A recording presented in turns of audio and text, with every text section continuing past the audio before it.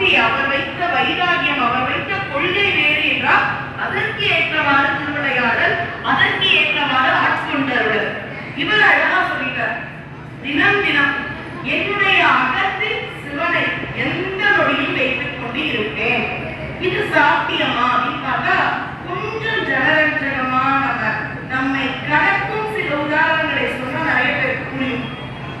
வாரிகளை பார்த்தோம், அதுக்கு எங்கேயாவது போகும் பொழுது யாராவது வண்டிக்காரர் ஒருவர் அவர் மேல நம்ம ஏதாவது திணிச்சுட்டோம்னா அவரையும் அறியாமல் ஒரு தீய வார்த்தைகள் சொல்றது யார எங்க எதுவுமே இருக்காது. அந்த அளவுக்கு அந்த நாவிற்கு தேவையற்ற வார்த்தைகளை நம்மால் பயிற்சி கொடுக்க முடியும் என்றால் சுந்தரர் சொன்னது போல நம்முடைய நாவிற்கு 5 எழுத்து மந்திரத்தை நாம் பயிற்சி கொடுத்தோம். அந்த அளவு சொல்லுவோம், நமச்சிவாயம் சிவாயம் தான் சொல்லுவோம். ஆனால் எங்கேயா தடிக்கி விழும்பொழுது கூட சிலருக்கு அம்மான்னு வரும், அப்பான்னு வரும், வேற ஏதோ கூட வரும். ஆனா எப்பொழுது உலகத்தில் இருக்கும் எல்லாத்தையும் மறந்து ஒரு சின்ன துன்பம், பயம், ஆபத்து சின்னதா தடுக்கி விழும்பொழுது கூட வாயிலே முருகா சிவசிவ அப்படின்னு வருதோ அந்த அளவு நம்முடைய நாவிற்கு நம்மால் பயிற்சி கொடுக்க முடியும். அதாவது சிந்தனை, சித்தம் இதுக்கெல்லாம் இந்த பிரெயின்ல டிரான்ஸ்மிட் ஆகி வரத்துக்குள்ளேயே தன்னையும் அறியாமல் வாயில இருக்கு சிவசிவ அப்படி வருவதற்கு பயிற்சி கொடுக்கலாமானா முடியும். இதெல்லாம் எப்படி முடியும்? ஏன் ஒருத்தர் எதுவுமே உடல் ரீதியாக புறத்தில் விளம்பர ரீதியாக செய்யாமல் அகத்தில் சிவம், சித்தத்தில் சிவன்பாலே வைத்தார்க்கும் அடியேன் அப்படின்ற ஒரு வரி வேற வரும் திருத்தொண்டர் தொகையில. அதுக்கு உதாரணம் நம்முடைய வாயிலாக சித்தத்தில் சிவம், வேறு எதுவுமே கிடையாது, அகத்தில் எப்பொழுதும் சிவ சிந்தனை. இது பிராக்டிகலா நம்மளால முடியுமானா, இப்ப நீங்க உட்கார்ந்துட்டு இருக்கீங்க, நான் பேசும் பொழுது கூட வாயிலாருடைய சிவபாதியங்களுடைய சத்தம் குறைஞ்சிச்சுல சுவாமி வெளியில போயிருக்க இப்படி ஒரு சிந்தனை எனக்கு வந்து நீங்க இருப்பீங்க. இதை முடிச்சுட்டு அப்படியே போகும்போது நாளைக்கு என்ன காயோ வாங்கிட்டு நாளைக்கு என்ன டிஃபன் பண்ணணும் இருப்போம், புரியும். ஆனா நமக்குள்ள நமக்கான ஒரு கடமையோ அலுவலோ நமக்குள்ள ஒரு சின்னதா இருக்கும். அது மாதிரி அவர் லௌகீக வாழ்க்கை இருந்தாலும் மனம் முழுக்க அவர் எந்த ஒன்றையே நினைத்தாராம், சிவத்தை மட்டுமே நினைத்தார். அப்படிப்பட்ட மகத்துவம் வாய்ந்த மார்கழியில் இறைவனோடு கலந்த நம்முடைய வாயிலார் நாயனாருக்கு இன்று குரு பூஜை. அப்படி அவ்வளவு அழகான காட்சிகளோடு அவருடைய திருவீதி உலா இப்பொழுது சென்றிருக்கின்றார். வந்து சிவனோடு கபாலீஸ்வரரோடு ஐக்கியமாகும் அந்த ஒரு ஐதீகமும் இருக்கும். ஏன்னா நிறைய பேருக்கு கிளம்பினது யார், என்ன நடக்குது சுவாமியா தெரியன்றதுனால அந்த ஒரு சின்ன அறிமுகத்தோடு இன்றைய நம்முடைய பாடல் 11-12 அதாவது ஆண்டாள் மாணிக்கவாசகர் இருவருடைய பாடலை மட்டும்தான் நம்ம மார்கழியில பாடணுமா அப்படின்னா நிறைய பாடணும் அப்படின்னு எப்பொழுதுமே இருக்கல. நம்முடைய தர்மத்துல பாத்தீங்கன்னா ஒரு வகையில நமக்கு ரொம்ப பிடிச்ச விஷயம் சுதந்திரம். ஆனா அதே சுதந்திரம் தான் நமக்கு கொஞ்சம் பிரச்சனையே கொடுக்கும். நீ இன்னைக்கு வந்து பண்ணியே ஆகணும்னா பண்ணிடும், இருக்கும் எப்ப வேணா பண்ணிக்கலாம், யாரும் பார்க்க மாட்டாங்க பண்ணிடு அப்படின்னா அந்த சுதந்திரத்துல கொஞ்சம் துஷ்பிரயோகம் நம்ம மனசுக்கு எந்த மாதத்தையும் இறைவனை வேண்டலாம், இன்னைக்கு வேணா வேண்டலாம். என்னெல்லாம் பாடலாம்? தேவாரம் பாடலாம், திருவாசகம் பாடலாம்,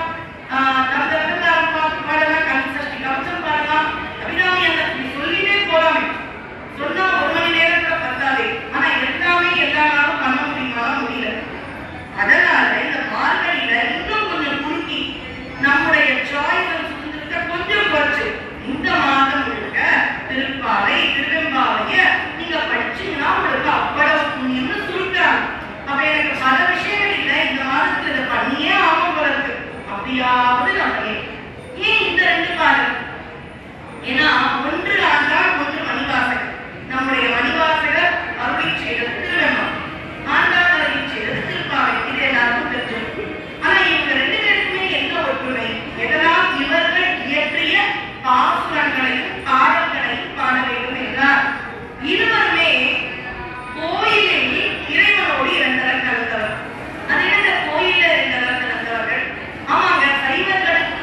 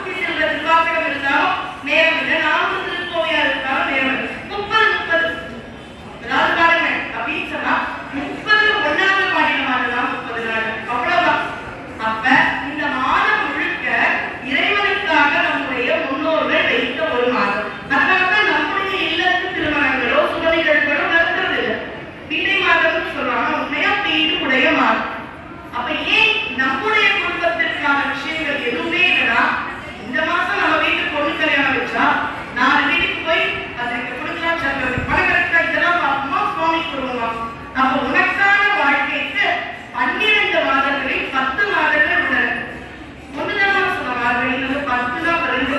ஆமா, முன்னோர்கள் 2 மாதங்கள் ஆடியையும் மார்கழியையும் இறைவனுக்கென்றே வைத்து விட்டார்கள். இந்த 2 மாதங்கள் நான் இறைக்கான சேவையையும் தொண்டையும் பூஜைகளையும் அவருடைய சிந்தனையும் இருந்தால் 10 மாதங்கள் என்னுடைய வாழ்க்கையில் இன்பமாக இருக்கலாம். அப்படி அழகாக நம்முடைய முன்னோர்களுடைய பாதையில் நாம் வருகின்றோம். மாணிக்கவாசகர் பெண்ணாக பாவித்து திருவண்ணாமலையில் வாழ்ந்து பாடிய ஒரு அற்புத பாடல் தொகுப்பு திருவண்ணாமலை. சுவாமிக்கு ரொம்ப பிடிக்கும். பேசுறதுனால இந்த பாட்டு சுவாமிக்கு பிடிக்கும் சொல்றியாமானா அதுக்காக தான் சொல்லுவேன். இப்ப நம்மள பாக்குறேன், ரொம்ப நாள் கழிச்சு பாக்குறேன். நீங்க பெரிய பாட்டு கச்சேரி பண்றவங்க, இல்ல ஒரு பரதநாட்டிய கவிஞர், நீங்க ஆடினதுல எந்த பாட்டு பிடிக்குமோ அதை பார்த்து நான் என்ன சொல்றேன், வா அன்னைக்கு அந்த ஒரு பாட்டு பாடணும் பாருங்க. இப்ப ஏதாவது பெரிய பாடல்களை பார்க்கணும்னு வைங்களேன், வீரமணி ஐயா அவருடைய மகன் அப்பெல்லாம் பார்த்தா என்ன சொல்றான், வள்ளிக்கட்டு சபைகள் எவ்வளவு பாடல் பாடுவார். ஆனா ஒரு பாடல் நமக்கு ஞாபகம் வரும்ல, அதுதானே அவருடைய மாஸ்டர் பீஸ் அப்படின்னு ஆங்கிலத்தில் சொல்லக்கூடிய பாடல். அப்படி சிவபெருமானுக்கு மாணிக்கவாசகரை பார்த்த உடனே திருவாசகத்தை உருகி உருகி உருகி எழுதிட்டார். ஆனா அவருக்கு உடனே ஞாபகத்துக்கு வருது பாவை. பாவை பாடின வாயார் கோவை பாடு. அப்ப எனக்கு உங்களை பார்த்த உடனே ஒரு பாட்டு உடனே ஞாபகத்துக்கு வருது. அந்த பாட்டை நான் ரொம்ப ரசிச்சிருக்கணும், அது ரொம்ப பிடிச்ச பாட்டா இருக்கணும். அப்ப சிவபெருமானுக்கு மிக பிடித்த பாடல் தொகுப்பு மணிவாசகர் அருளி செய்த திருவெம்பு. அந்த பாடலில் தந்தை பெண்ணாக பாவித்து ஒவ்வொரு இல்லங்களாக சென்று தோழிமார்களை அழைத்து ஒரு இடத்தில் கூடி மகிழ்ந்து நீராடி விட்டு இறைவனை தரிசனம் செய்கின்றார்கள்.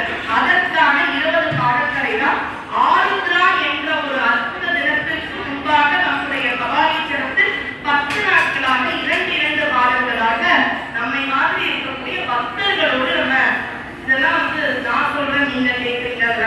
கலையாற்றும் பொழுதே எப்படி இருக்கோம்னா, நம்ம சுவாமியை பத்தி பேசணும். சத் சங்கம் நல்லா உட்கார்ந்து சுவாமியை பேசணும். கொஞ்ச நேரத்துக்கு முன்னாடி சுவாமியை ரசிச்சோம், மறுபடியும் வந்துருவாரு. அவர் வரத்துக்குள்ள நம்முடைய 5 புலன்களும் என்ன இருக்கு, இது ரொம்ப நல்லா இருக்கு, அது மாதிரிலாம் இல்லை. மறுபடியும் சிவச்சிந்தனை, அதுவும் சொற்பொழிவு பாடல் இதெல்லாம் நமக்கு சிவச்சிந்தனை இருப்பது ரொம்ப எளிது. இதெல்லாம் இல்லைன்னா நம்ம எதையாவது நினைப்போம், நம்முடைய தீவினைகள் எதையாவது பார்க்க வைக்கும். ஆனா இது மாதிரி ஒரு பிடித்த பாடல்களோ இறைவனை பற்றிய செய்திகளோ கேட்கும் பொழுது நம்மையும் அறியாமல் ஒரு 10-15 நிமிஷம் நம்முடைய மனமானது இறைவனை பற்றியே நினைத்துக் கொண்டிருக்கும். இப்பதான் மார்கழி மாதத்தில் இறைவனுக்கு தேவை. அதை செய்வதற்கான முயற்சி தான் இந்த ஒரு முயற்சி. 11வது பாடல், அதாவது அந்த பெண்கள் எல்லாரும் பாருங்க எவ்வளவு வீரம் மிக்கவர்களாக இருக்கின்றார்கள். இன்னைக்கு சொல்றோம் பெண்கள் தான் இன்னைக்கு ஆண்களுக்கு வராங்க அப்படின்னா, நடுவில் அந்த ஆங்கிலேயர் ஆட்சி காலத்தில் நடந்த ஒரு தற்காலிக மாற்றம். முன்னாடிலாம் எப்படி இருக்குன்னா பெண்களுக்கும் நல்லாவே ஸ்விம்மிங் தான் தெரியும். இன்னைக்கு பெண்களுக்கு உடற்பயிற்சி தெரியும், நாகரிகமாக இருக்கிறார்கள். அதுவும் ஒரு வகையான உடற்பயிற்சி தானே அப்படின்னா சொன்னா இன்று இருக்கும் எவ்வளவு பெண்களுக்கு தெரியும் தெரியல. ஆனா நம்முடைய பாவை இலக்கணத்தில் வரும் எல்லா பெண்களுக்கும் திறமையாக நீச்சல் அப்படின்ற ஒரு கலை. அதனால பெண்கள் சுதந்திரமாக இருக்கிறார்கள். அது ஒரு சாதனை.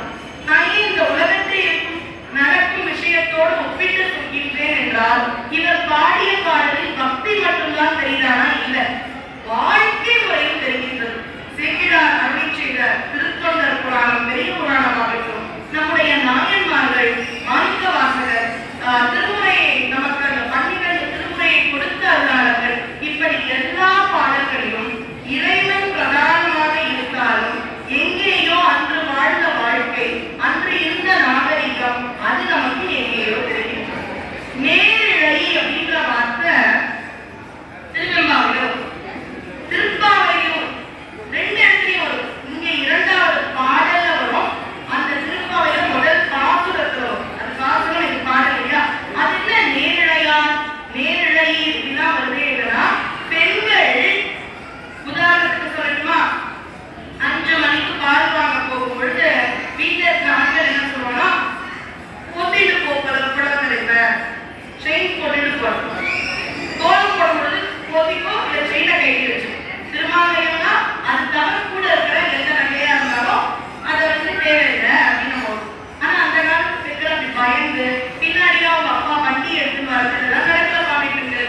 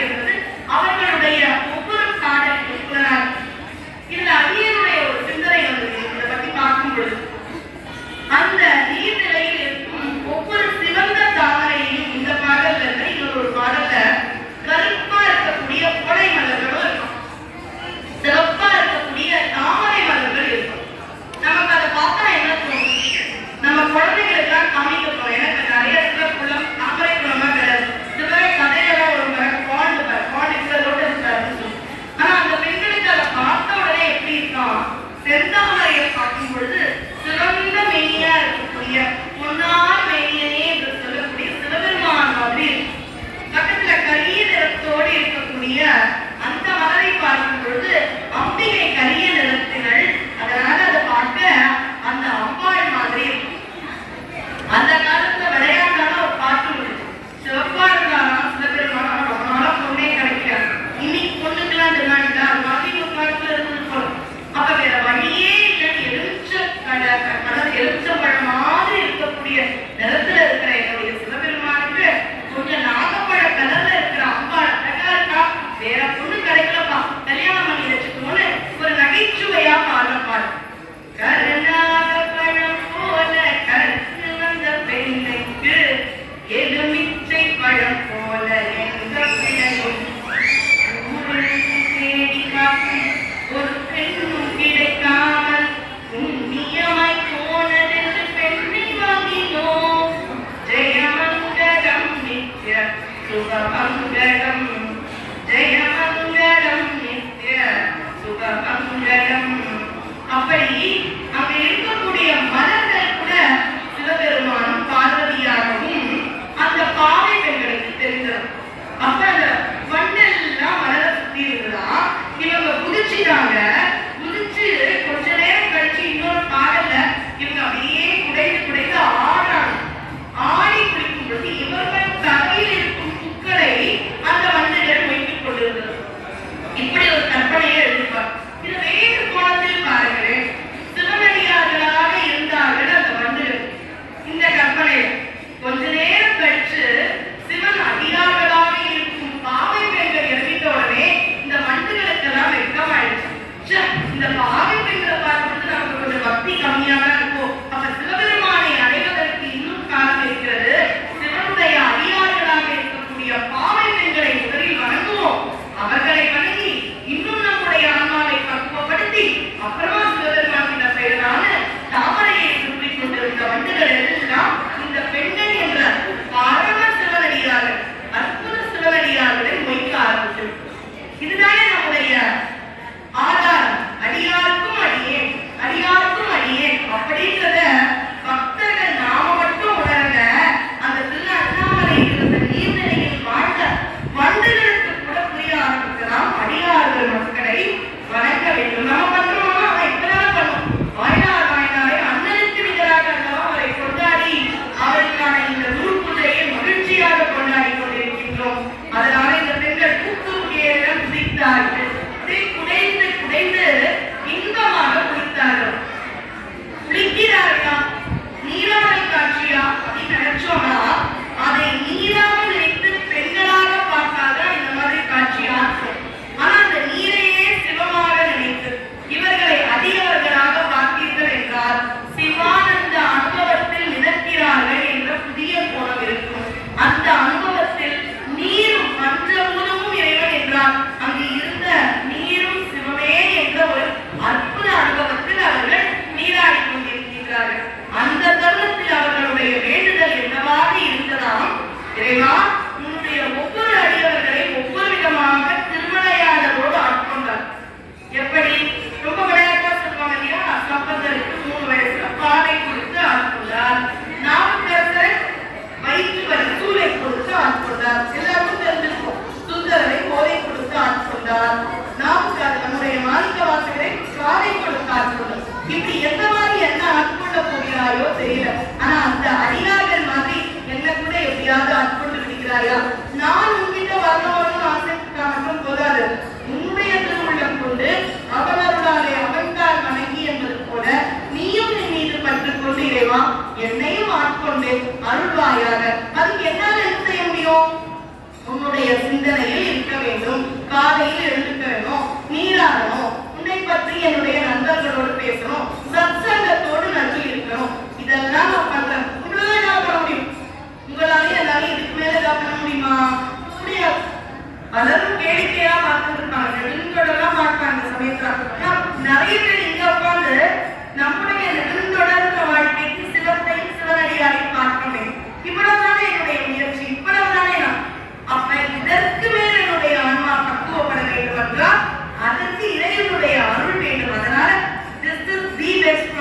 முறை அப்படின்னு ஆங்கிலத்துல அது மாதிரி பாவித்தர்கள் இவ்வளவுதான் என்னால பண்ண முடியும் அவ்வளவுதான் தெரியும்.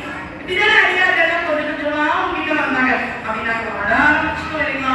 எங்களுடைய அனுபவம் உண்மைதான். அவர்களை எப்படியெல்லாம் ஒவ்வொரு திருவிளையாடல்களை சுவாரஸ்யமா ஒவ்வொருத்தருக்கும் ஒவ்வொரு விதமா ஆட்கொண்டாயோ அது போல எங்களையும் ஆட்கொண்டு எங்களையும் உன்னோடு இணைக்க வணங்குகின்றோம் என்று சொல்லும் ஒரு மேலான பாடம். அப்ப இது வந்து திருமணம் வேண்டி இருக்கும் அந்த பெண்கள் தான் சொல்லணுமா, நம்ம தான் சொல்ல வேண்டிய அவசியம் இல்லையா? திருமணம் ஆயிடுச்சு நமக்கு அப்படின்னு பாத்தீங்கன்னா இரண்டு விஷயம். ஒண்ணு, அவங்க வந்து அவங்க திருமணத்துக்காக பாடுறாங்க, இல்லைன்னு சொல்லல. ஆனா நாமும் திருமணத்துக்காக பாடலாம். நாம ஏன் திருமணத்துக்கு பாடுறோம்? கல்யாணம் ஆயிடுச்சு எனக்கு அப்படின்னா இந்த திருமணம் அல்ல. எப்படி மாணிக்க வாசகர் தன்னை பெண்ணாக பாவித்து இறைவன் ஒருவனே ஆண் என்று அவரோடு ஒரு மனம் புரிந்து கொண்டாரோ அந்த ஜீவாத்மா பரமாத்மா என்ற திருமணத்திற்காக செய்யும் முயற்சிகள் தான் இந்த பாவை. அப்படின்ற ஒரு மேலான சிந்தனையை இந்த ஒரு பாடல் நமக்கு கொடுக்கின்றது. இது பாத்தீங்கன்னா 11வது பாடல். 12வது பாடல்ல பாத்தீங்கன்னா அடிக்கடி நம்முடைய மாணிக்க வாசகருக்கு சிதம்பரத்தை மறக்கவே முடியும். பிறந்த ஊர் திருப்பெருந்துறையும் இறைவனோடு கலந்த ஊர் தில்லையையும் அவரால் மறக்கவே முடியும். அவர் அந்த இடத்துல சிவானந்த அனுபவத்தை அண்ணாமலை நினைத்தாலே முக்திகளுக்கு அண்ணாமலையில் இருந்தாலும் அவர் இறைவனை அடையறுக்கும் சிதம்பரத்தை மறைக்கவே முடியும். அவர் அடிக்கடி என்ன பண்ணுவாரா, சிதம்பரத்தை நினைத்துக் கொண்டிருப்பார். இந்த திரு அண்ணாமலையை பாடினாலும் சிதம்பரத்தை அவர் நினைத்துக் கொண்டு அந்த இடத்துல 3 தொழில் செய்கின்றாயே. 3 தொழில் மட்டுமல்ல, சிவபெருமான் 5 தொழிலை செய்கின்றார். உங்களுக்கு தெரிஞ்சது படைத்தல், காத்தல், பிடித்தல், ஆத்தல், மறை. முதல் 3 பிரச்சனை எல்லாம் புரியுது. ஏன் காட் ஏன் ஞாபகம் வச்சுக்கோ, அது எங்களுக்கு புரியுங்க, பிரச்சனை எதுவுமே இல்லைங்க. ஆனா அதுதான் மறைத்தல். மறைத்தல் எது தெரியுமா? போன ஜென்மத்துல இங்க இருக்கிற யாராவது என்னுடைய சொத்தை ஏமாத்துறீங்க, அது இப்ப ஞாபகத்துக்கு வந்தா சிரிச்சுட்டு அவங்க நம்ம சிவத்தை கொண்டாடுவோம்னு சொல்ல வராது. இந்த ஜென்மத்துல நீங்க எதுவா இருந்தாலும் என்னெல்லாம் பேசிக்கிறதே நான் பார்த்தேன் அப்படின்னு. அப்ப நம்ம எல்லாருக்குமே மறக்கிறதும் அவசியமா. சரி, இது போன பேர் இந்த பிறவிக்கே வரலாமே. வயசுல நம்ம அம்மா வயசுல எப்ப கஷ்டப்பட்டோம் ஞாபகம், எப்படி கஷ்டப்பட்டோம் ஞாபகம். அடுத்தது வயசான காலத்துல எங்க மாமியாருக்கு வயசாயிடுச்சு, நான் தான் அவரை பாத்துக்கிறேன். 40 வருஷத்துக்கு முன்னாடி என்னெல்லாம் பண்ணிருக்காங்க தெரியுமா? அப்படின்னே இருந்தா அவரை பார்க்க முடியாது. சில விஷயத்தை நம்ம என்ன பண்ணுவோம், வாழ்க்கையில மறத்தல் அப்படின்றது ரொம்ப அவசியமான ஒரு தொழில். இறைவன் பார்த்தா அந்த மறைத்தல் தொழிலையும் அழகா கொடுக்கிறார். ஆத்த பிறவிக்குரிய கெட நாம் ஆத்தாடும் தில்லை சிற்றம்பலத்தை தீயாடும் இப்பாடும் குவரையமும் எல்லோமும் காக்கும் படைக்கும் கலந்தும் விளையாடி வார்த்தையும் பேசி வடை சிலம்ப கரைகளாக்க அரவம் செய்ய அணிகுழல் மேல் வல்லாக்க ஊத்திகளும் பொய்கை உடைந்துடையான் பொற்பாத